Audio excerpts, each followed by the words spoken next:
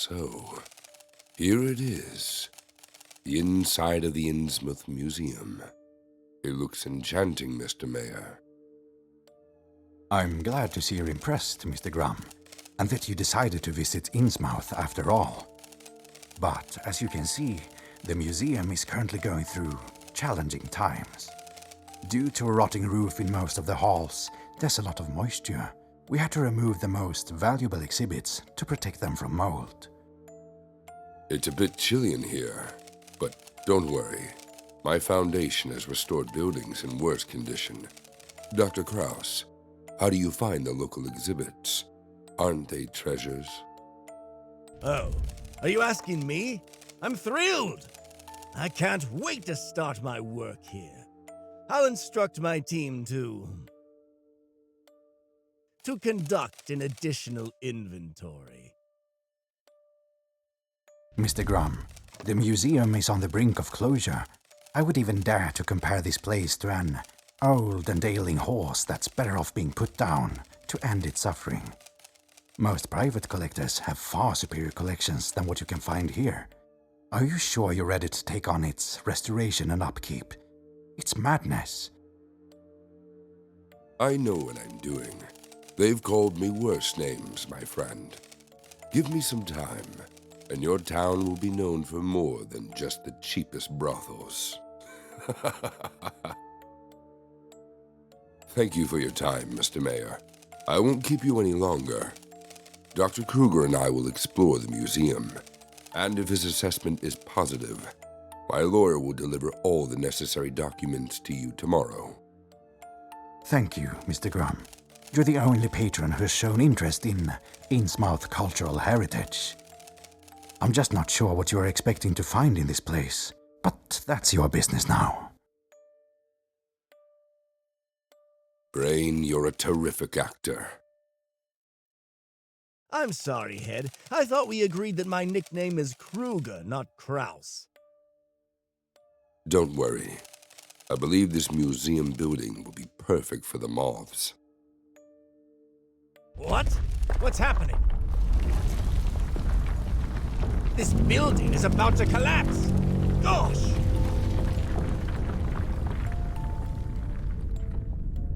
Keep your composure. It's just a minor earthquake. These things happen in Insmouth. I visited this town with my father when I was young. As you say, Head. But what was that noise? You need to get out of the laboratory more often, Brain. I'm sure it's just a ship's siren leaving Insmouth Harbor. Gather your people and see what interesting exhibits the moths can find here.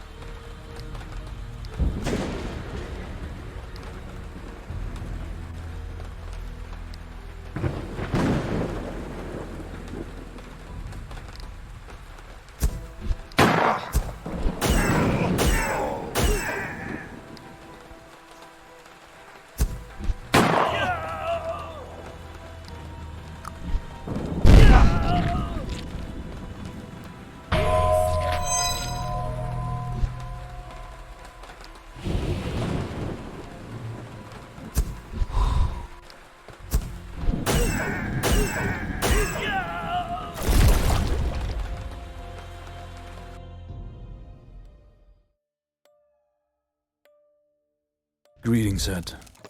There is something we need to discuss. What happened?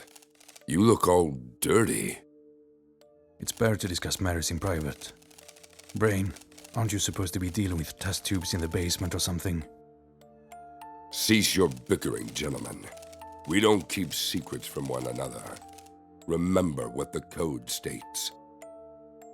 Knowledge is light. Moths fly toward the light. All right. Lotus and I visited the village, as per your orders. Many of the residents there are not in their right minds. They refuse to talk to me. As night fell, we followed a group of fishermen dressed in rags who were heading towards the shore. They were mumbling something about the heart of the sea and carrying sacks. Approaching the ocean, they boarded a boat and dropped those sacks near some sort of huge rock sticking out from the surface of the ocean. A thunderstorm began, and the fishermen returned to the village. Lotus and I decided to use the same boat to get a closer look at the rock. Suddenly, as we approached the boat, attackers emerged from nowhere. There were many more of them, and I can swear they were inhuman. We had to flee, and something very strange happened there. I'm certain it was some kind of cult ritual, but I have no idea who those attackers were. Calm down, Hand. You did everything right. Don't jump to conclusions. Gosh! Hand, why couldn't you have observed them more closely? What if they remember you? He did everything right. Go get some rest. You've done a great job. Tomorrow morning, assemble a larger group from our society members and head back to the protrusion. Brain will also provide some of his people. For now, let's disperse and rest.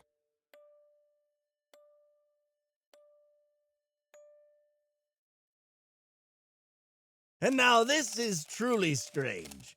The moon didn't disappear by morning. Why is it turned red-pink? I don't like this, Head. I agree. My wise father has records of this in his journals. Let's wait for Hand and his team.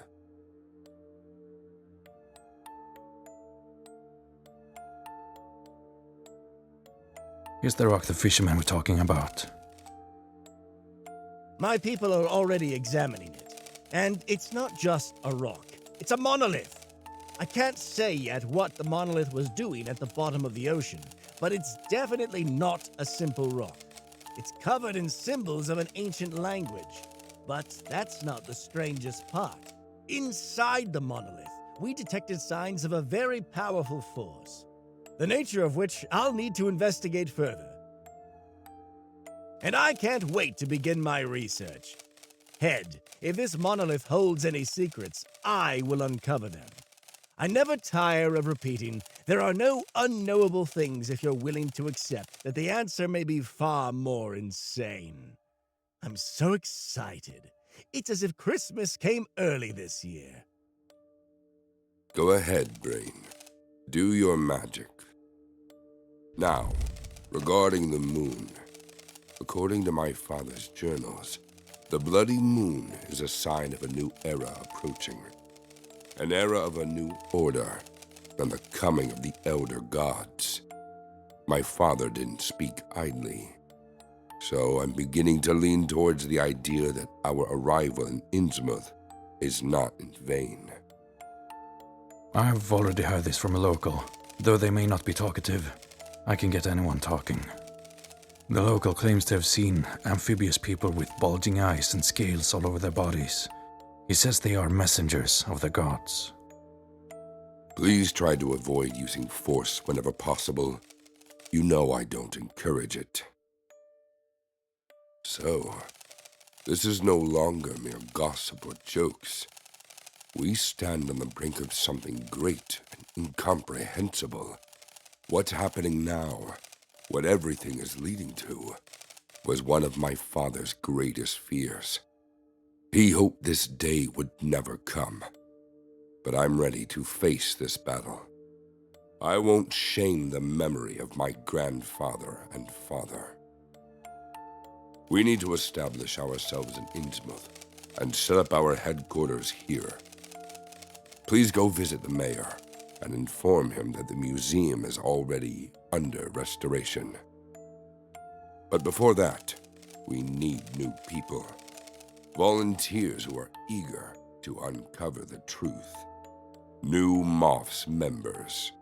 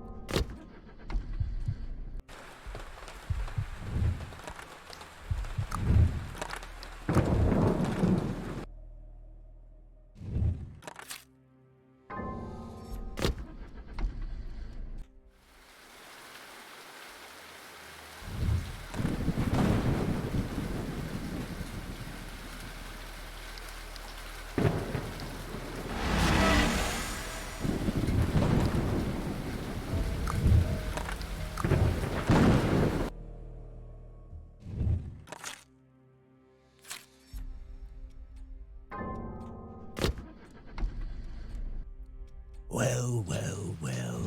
Look who's here.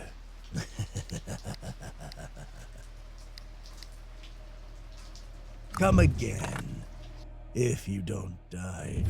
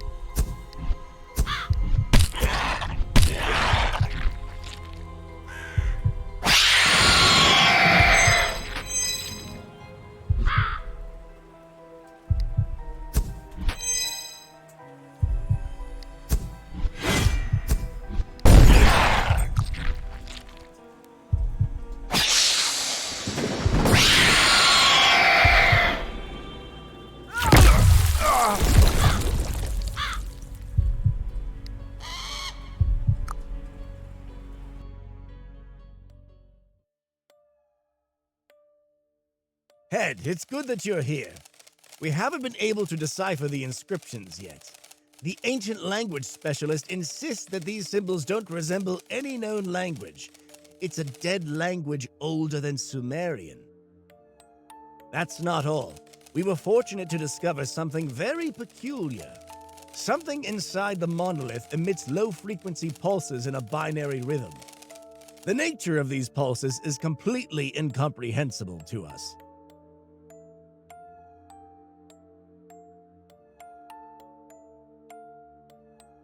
Bad news, sir. The new recruit didn't return on time. I sent a search party to assist him. Unfortunately, when the search party found him, it was too late. He was already lifeless. We brought his body here to honor his contribution to our cause and bid him farewell with honors. Poor soul. After death, his face froze in an inhumane grimace from the horrors he witnessed on his journey. Good folks, please prepare a pyre for the cremation of the unfortunate. What's happening? Take cover.